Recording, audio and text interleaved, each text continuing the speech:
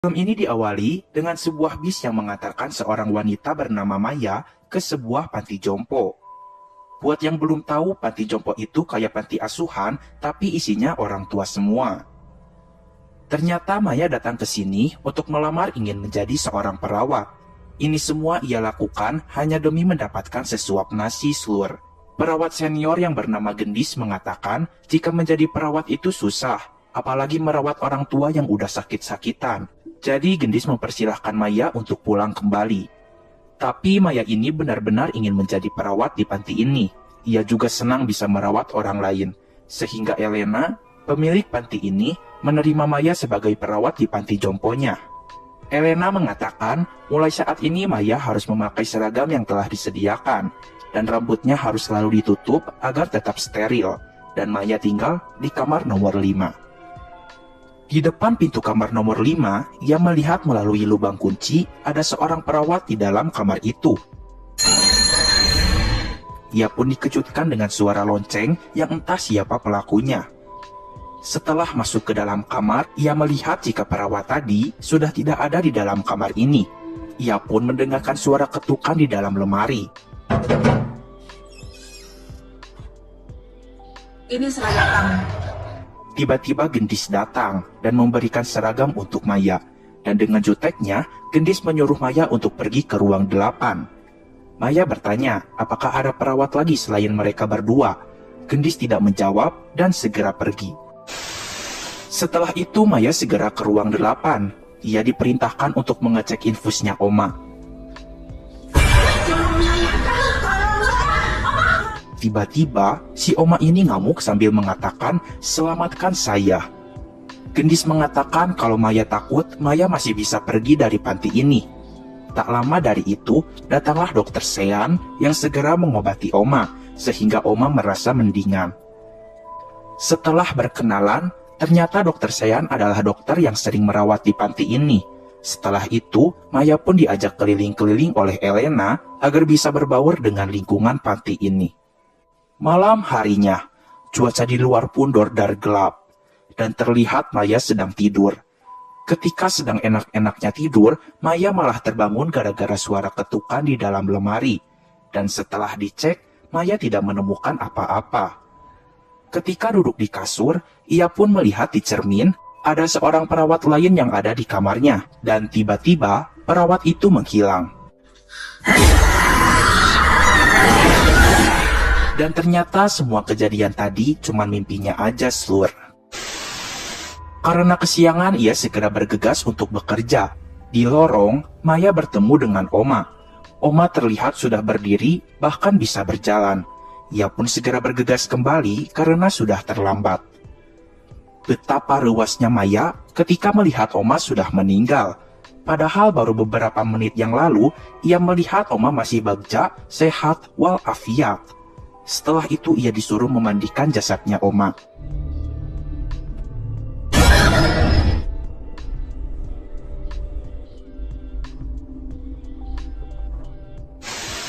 Ketika Maya sedang membuang sampah, seorang pria yang bernama Reno mengatakan jika saluran air di panti ini sudah ia benarkan. Maya segera memberi Reno upah, tapi Reno menolak dan segera pulang. Maya segera mengatakan kepada Elena jika tadi Reno tidak mau dibayar. Elena menjelaskan jika Reno itu sering bantu-bantu di sini. Kosnya juga nggak jauh dari panti ini, dan ia anaknya baik. Ia selalu membantu tanpa pamrih. Lalu Elena pun menyuruh Maya untuk mengantarkan obat ke kamar nomor 7. Saat di kamar nomor 7, ia merasakan di belakangnya ada orang yang lewat.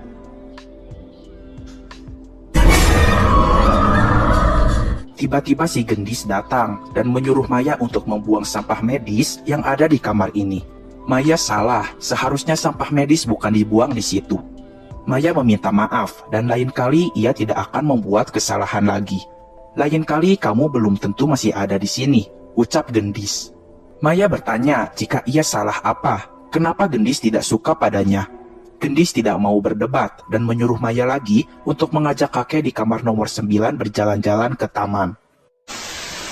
Ketika di taman, si kakek mengatakan jika Maya harus segera menikah karena bumi ini udah mau kiamat. Mau kiamat masih lama atau sebentar lagi, si kakek pun tidak peduli karena sebentar lagi juga ia bakal mati. Siapa tahu saya yang duluan mati, ucap Maya. Si kakek pun curhat jika sekarang ia kesulitan berjalan karena jatuh. Dan ia merasa jika kesehatannya semakin hari semakin buruk, Slur. Setelah itu, Maya dan Elena pun nongki-nongki santuy dulu di halaman panti sambil nyeruput es teh manis hangat. Maya mengatakan jika ia selalu merasa ketakutan di panti ini. Elena menjawab mungkin ini efek dari bangunan rumah tua ini. Rumah ini sudah diisi dari tahun 70-an oleh suaminya. Ternyata, Elena adalah istri kedua Slur. Dulu, ia menjadi perawat di rumah ini. Ia merawat lelaki tua yang sudah sakit-sakitan, sehingga istri dan anak-anaknya meninggalkannya. Setiap hari ia dan lelaki tua itu bertemu dan tanpa sengaja muncul rasa cinta di antara mereka berdua. Ia pun menikah dengan lelaki itu, tapi sayangnya umur pernikahan mereka tidak lama. Suaminya sudah tidak kuat melawan penyakitnya lagi. Semua harta dan kekayaan milik suaminya diambil oleh istri pertamanya, dan ia hanya diwariskan rumah besar ini. Karena suaminya suka beramal, maka ia berpesan agar rumah ini dijadikan rumah jompo. Ya, itulah seputar biografi kehidupannya Elena. Kebetulan malam ini jadwalnya Maya untuk ronda di panti. Saat sedang mengecek dapur, ia melihat ada orang memakai baju perawat dan Oma yang duduk di kursi roda. Potongin kuku Oma. Maya berlari karena ketakutan dan ia pun menabrak orang. Orang itu pun menghilang dan ia melihat jika kaca jendela sudah pecah, Slur. Keesokan paginya, Maya segera melapor jika kemarin ia melihat hantu dan maling. Ia mengaku tidak berbohong dan ia tidak bermaksud untuk mencari perhatian. Tiba-tiba Reno pun datang. Reno memberikan paket milik Elena dan Maya pun pamit keluar. Di luar, Reno melihat wajah Maya sangat kecapean. "Kamu habis jaga malam ya?" tanya Reno. Maya terkejut, mengapa Reno tahu jika ia habis jaga malam. Reno menjawab, ia tahu dari Elena. Maya mengatakan jika ia merasa banyak hal janggal di panti ini. Reno menjawab, kalau Maya gak betah, Maya resign aja. Setelah itu, ia pergi. Siang harinya, Maya masuk ke kamar nomor 7 lagi. Ia pun membuka jendela agar ada udara segar. Ternyata di luar sedang hujan. Ia pun melihat perawat misterius itu. Tapi anehnya, penutup rambut malah dipakai di mukanya, Slur. Karena penasaran, akhirnya Maya membuntuti perawat itu. Tapi ia kehilangan jejak. Perawat itu menghilang. Ia pun terpeleset dan terjatuh di atas kuburan. Ternyata di tempat itu banyak sekali kuburan. Karena ketakutan, ia segera lari dan menabrak seseorang yang sedang membawa kapak. Ternyata orang itu adalah Reno. Maya mengatakan jika tadi di kuburan ada seorang perawat. Reno menjawab jika ia tidak melihat siapapun dari tadi. Dan ia menjelaskan jika kuburan ini adalah kuburan para orang tua di panti jompo yang tidak dijemput oleh keluarganya. Setelah itu, Reno mengantarkan Maya pulang. Malam harinya, para orang tua pun mengadakan pesta dansa.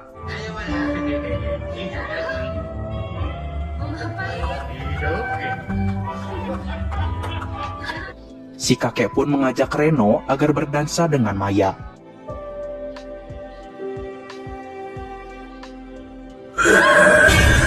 Maya pun terkejut karena melihat penampakan. Ketika Maya sedang di lorong, ia mendengarkan suara teriakan gendis. Setelah dicek, gendis sudah dalam keadaan kaku. Elena mengatakan jika saat akan diberi obat, Oma malah ngamuk, sehingga Oma menyuntikkan cairan kepada gendis. Gendis pun segera dibawa ke kamarnya. Elena mengatakan jika gendis akan lumpuh beberapa jam, dan setelahnya ia akan baik-baik saja. Maya segera masuk ke dalam kamarnya. Ketika bercermin, ia ditarik oleh hantu perawat itu. Elena segera menenangkan Maya. Agar tidak terus ketakutan, Elena pun akan menemani Maya sampai Maya ketiduran. Setelah Maya tidur, Elena segera keluar dari kamar. Ia pun masuk ke dalam kamar gendis lagi. Ternyata pas tadi siang, paket milik Elena itu adalah obat ilegal. Elena mengatakan jika ini legal, obat ini rekomendasi dari dokter Sean. Dan obat ini dapat memotivasi para orang jompo agar lebih panjang umurnya. Gendis tahu ini obat berbahaya. Obat ini berfungsi untuk merusak imunitas tubuh. Ia juga tahu jika Elena memiliki hubungan dengan dokter Sean. Ia juga udah lama curiga sama obat-obat di panti ini. Dan karena takut rahasianya bocor, Elena pun terpaksa mengkakukan tubuhnya Gendis. Pada saat tengah malam, Maya terbangun dan seketika kakinya terseret ke kolong kasur. Maya pun mendapatkan penglihatan jika sebenarnya Elena dan Dr. Sean itu berpacaran. Ia mendengar jika Elena muak tinggal di tempat terkutuk ini. Elena sangat ingin menjual rumah ini, tetapi selama rumah ini masih dihuni oleh para orang tua jompo, maka Elena tidak bisa menjualnya. Padahal sudah ada orang yang mau menawar rumah ini dengan harga 300 miliar slur. Maka dari itu, Elena dan Dr. Sean akan membunuh para orang tua jompo secara perlahan-lahan. Ternyata pada waktu itu, Suster Alia mendengarkan percakapan mereka berdua. Suster Alia mengancam akan melaporkan mereka berdua ke polisi.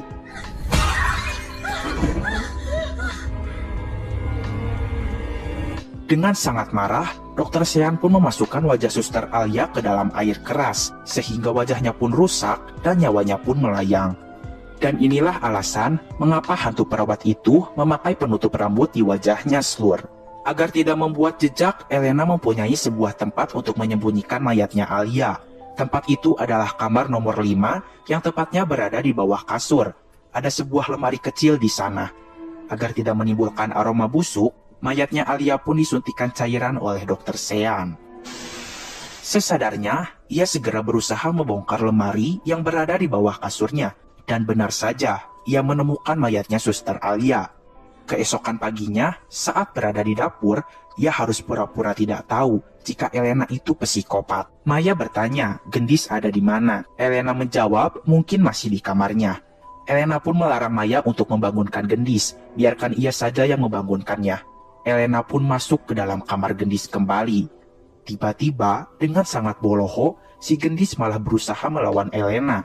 Jiwa psikopat Elena tiba-tiba keluar. Ia pun mengambil setrikaan, lalu dihantamkan ke wajahnya Gendis, sampai pada akhirnya Gendis meninggal slur.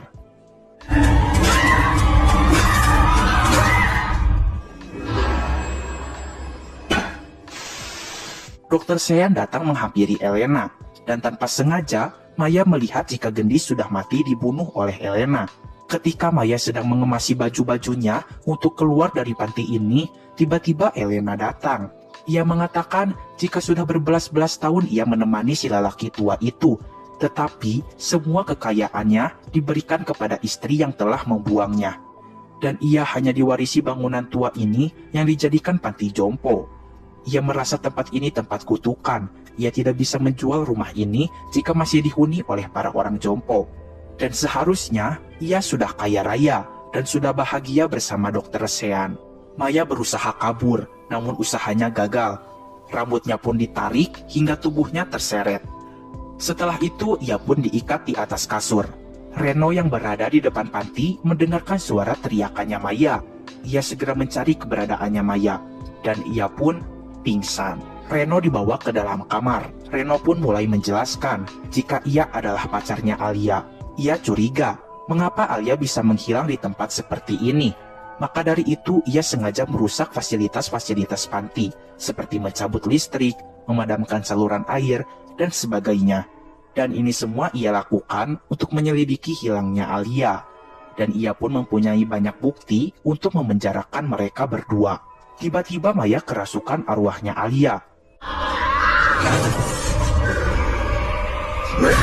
Elena lari karena ketakutan, sedangkan Dr. Sean terjebak di dalam kamar. Reno segera mencari Elena, dan di sini terjadilah adegan tusuk-menusuk.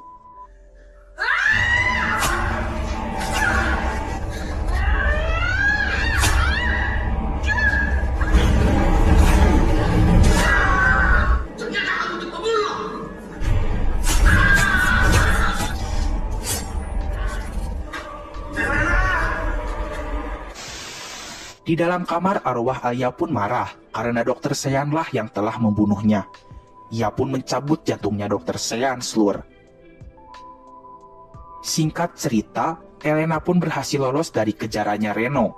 Dan apesnya, ia malah masuk ke dalam kamar nomor 5. Arwah ayah segera membanting Elena ke cermin, sehingga wajahnya tertusuk pecahan beling. Maya pun sadar, dan ia terkejut melihat banyak darah di tangannya. Dan tak lama dari itu, tiba-tiba mayat Alia bangkit dari dalam lemari dan menarik Elena sehingga mereka berdua terkunci di dalam lemari itu. Setelah semua kejadian ini terjadi, suasana panti pun menjadi lebih asri, dan tentunya kesehatan para orang tua jompo semakin meningkat. Di akhir film, kita diperlihatkan seorang perempuan yang akan melamar sebagai perawat di panti ini. Ia bernama Alicia Wardoyo, dan diketahui nama kepanjangan Elena adalah Elena Wardoyo. Dan film pun selesai.